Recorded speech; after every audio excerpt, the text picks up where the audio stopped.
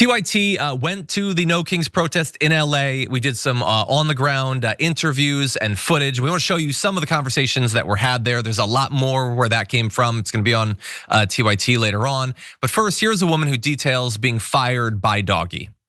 So I'm here, my name's Karen, and I'm here because I lost my job. I was working with the UN Migration Agency, IOM, and one of the first executive orders of Trump closed the US refugee admissions program after 2 decades of safely bringing refugees to the United States. So when I lost my job, 3,000 of my colleagues around the world lost their jobs. Now, because of the defunding or closing of USAID and our withdrawal from the entire global aid sector, the sector as a whole has collapsed. Who took my job? Musk. Not only did all of us have our funding cut and our programs closed, they did not want to pay us for the work already done. That's what the rescission was about. So Q1 of this fiscal year, work already completed. Trump's not paying his bills.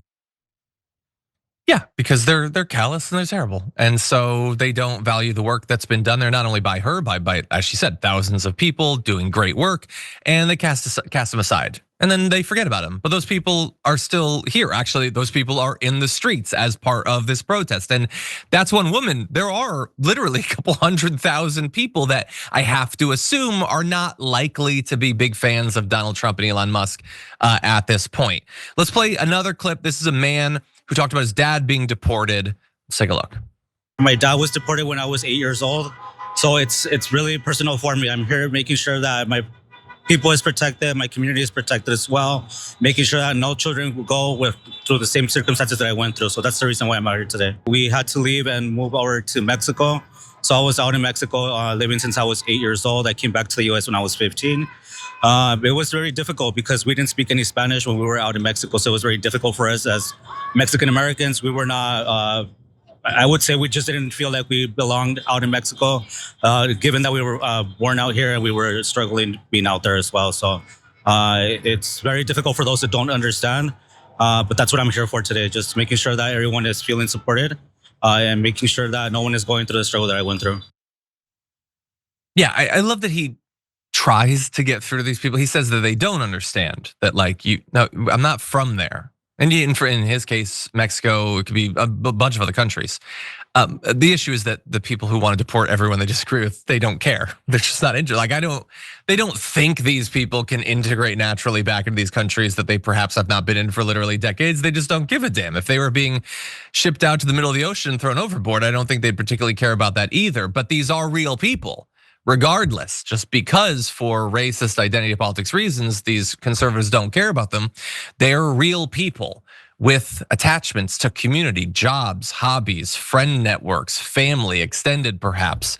And I love that when you get out in the streets and when you do these interviews, you make it a little bit harder for people to reject that fact.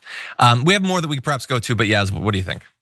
Yeah, we're seeing people who have been directly impacted by this administration, and they're saying enough is enough. And while it's been frustrating for so many of us on the left, it's been obvious for a while that people were not going to drop their support for Trump unless and until they felt personally victimized by him, until their own family or their own job or money had been negatively impacted. And maybe, the people that you guys interviewed at the protest, maybe they weren't Trump supporters to begin with. But I would imagine that a lot of the people who were out there protesting were at one point Trump supporters, or a lot of the people who are watching at home, seeing all the things that this administration is doing. His approval rate is tanking. People are finally starting to say, we don't like this guy anymore. We don't like the things that he's doing. But usually whenever things happen, so many people just sit at home and stew over the things that they see happening in the country and the world. But these protests were so smart in the fact that they were able to politically capitalize on people who are angry and who are now unemployed. They have nothing else to do but just fight back against the administration that has done everything it could to destroy their lives and their livelihoods and the lives and livelihoods of the members of their communities. And we don't want to celebrate the fact that this administration has deliberately made life so much worse for so many Americans. We could acknowledge, though, that perhaps this is what was needed for people to give up Trump on their own, because we know we've been doing this for 10 years, right? We know that we can't just tell people this guy is bad, these are all the bad things that he does, and then they say, you know what, you're right. How often does that actually happen? They have to give him up on their own. And it reminds me of something, John, maybe this will be helpful for you one day, but it's like a baby with a pacifier, right? You can't just take the pacifier out of the baby's mouth and say, you're too big for this. No more, the baby's gonna throw a temper tantrum and it's not gonna be good for you. But they actually had to do this with my brother when he was a baby. If you make the experience less enjoyable for the baby, they will just give up the pacifier on its own. You just make it less and less enjoyable. So what they did, John, just for your own future reference, they just made the hole in the pacifier slightly bigger every day, just gradually, so that after a while, he was like, this does nothing for me. And he tossed it within just a couple of days. So generally speaking, I think that's what we're seeing now with the Trump MAGA base, and it's a long time overdue. I wasn't sure where you were gonna go with that. I thought it was gonna be like, you just gradually rub more jalapeno onto it, like day after day. You get rid of the suction, so whatever they're getting out of it, it's less satisfying. No, we totally as a side, but we've successfully transitioned her out. It was actually very easy. I was very worried because she loved that binky, but no, she transitioned out of it. Well, maybe in any event, will find use in my anecdote. Yeah, I appreciated what you said. You got me onto dad thinking at the end there, but yeah. So also, I just want to briefly mention in terms of so I went to the Culver City one, and there was just such a nice mix of people. Like, I know it's LA, but I thought with it being Culver City, it was just going to be older people. There was a lot of young people there too. Teens and 20s and everything. It was just very racially diverse. And I also liked, I know there's a conversation going on right now in the Twitch chat about like flags and everything. And the right complains about like, oh, Mexican flags at the ICE protests or whatever. And there were some Mexican flags at that too, but there was also American flags.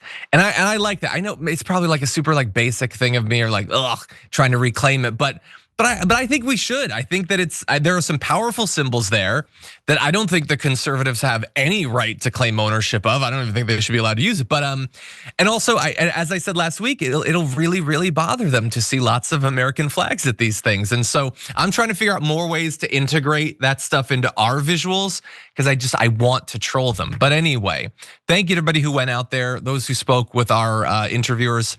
Really appreciate it. If you enjoyed that, then make sure that you never miss another video by subscribing. And if you want a little more, consider hitting the join button and becoming a member. So you're probably wondering, why would I do that? Well, when you do that, you get access to bonus content that I make every single week, and it's a lot of fun. You get custom emojis and more.